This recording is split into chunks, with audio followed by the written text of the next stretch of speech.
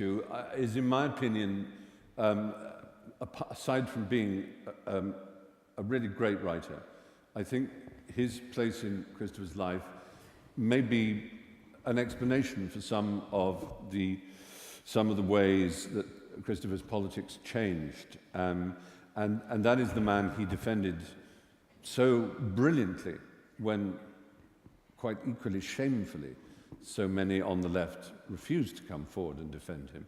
And that is the man who for years had to hide with the threat of death on him for writing a book which, if you haven't gone back to reread it, is a marvelous, marvelous novel. He continues to write marvelous novels. He continues to be the one and only Salman Rushdie. Hello, Salman. Hey. Hello, Stephen. Hello, Richard. And hello, Christopher. It's wonderful to see you here. There's not making this an Oxford and Cambridge fight, because, of course, Christopher was both having gone to school in Cambridge and then university in Oxford, but there's a Cambridge tradition which is very mocked by the hard left, which might be said to be represented by the philosopher G.E. Moore and by the Bloomsbury group, and in particular by the writer E.M. Forster, and that is the cult of personal relations. And there's a famous line of Forster's, which is, if it came to a choice between betraying my friend or betraying my country, I hope I would have the guts to betray my country.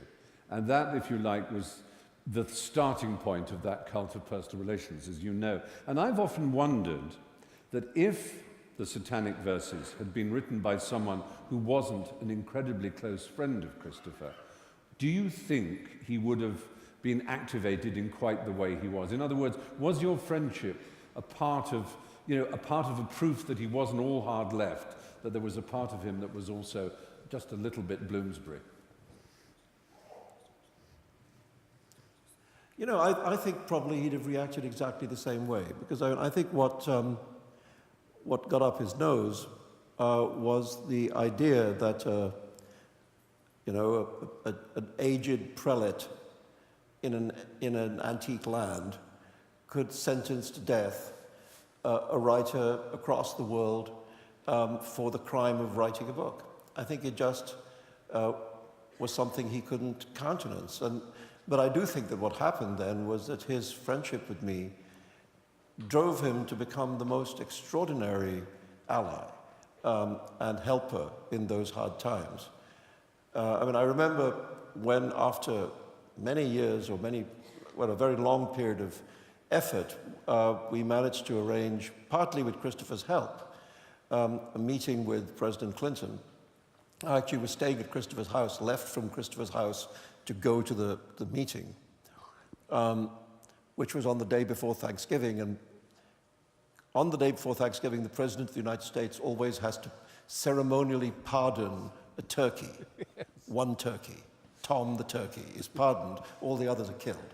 And I was going to be seeing Clinton immediately before the pardoning of the turkey, and so we imagined the possible headline of the newspapers the next day, which was that Clinton pardons turkey, Rushdie gets stuffed. However, as it happens, the meeting was quite successful. And I remember that George Stephanopoulos, then an aide of Clinton's, who had been very helpful, was so excited when the meeting took place that he called Christopher at his house and said, "The eagle has landed." And so Christopher was very, very much at the heart of that struggle. And I've been grateful to him is understating what I feel. And also, his fury was not just towards, as you rightly say, an aging cleric in an antique land, but also towards quite a startling number of writers in Britain and America who were very lax in coming forward in what seems to me so clear-cut a case. There were people who said, "Oh, I've read the book and don't think it's very good," as if that might be a reason why you should be killed. There were others who said that because you were yourself of a left inclination, it was an outrage that the police should defend you. And I think it was as much his fury at the lack of defense from others as from the fatwa itself. Is that a fair analysis?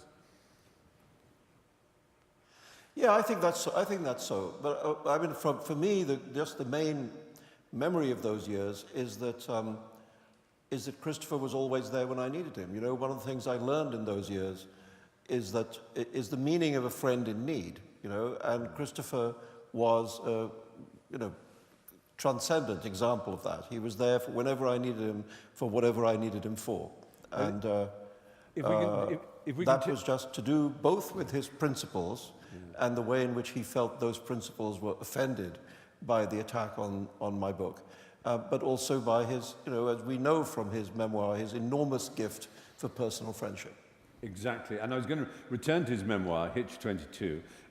When he first, as it were, introduces you, it might come as a surprise to those who don't have the privilege of knowing you, that almost the first thing that impressed him about you was your facility with words and the fun and games you had with words. Can you take us through some of your particular games that you used to play? Well, Christopher, is a very funny man, and we did invent one or two sort of ridiculous word games. Well, perhaps the one I could share with you is the one about titles that don't quite make it. And examples of this would be A Farewell to Weapons, or For Whom the Bell Rings, or Mr. Zhivago, To Kill a Hummingbird, the catcher in the wheat, Melville's great masterpiece, Toby Dick, etc. These were games that we played. Martin and he had a more obscene game, but there was the game about hysterical sex, where you replace the word love in the titles of things with the phrase hysterical sex. That gives you hysterical sex in the time of cholera. Hysterical sex is a many splendid thing.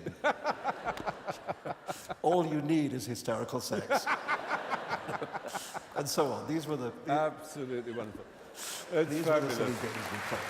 Thank you, Salman Rushdie. Thank you so much. So well. Thank you.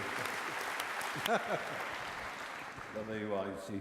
There's fun to be had.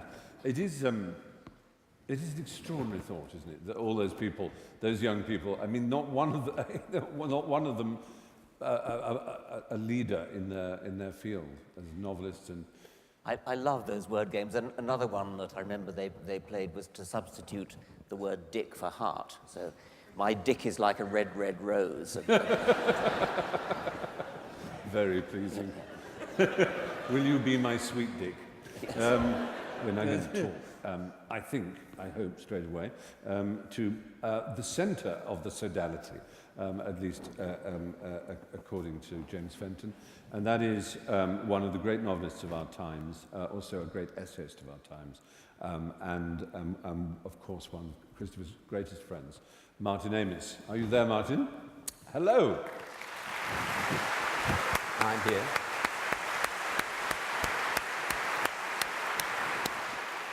You stayed friends throughout a long period of history, and in which you all became such extraordinarily successful people, and that just 2 years ago there was an exhibition of photographs, because you were engaged for a few years to Angela Gorgas, the photographer, who was a friend of you all, I think.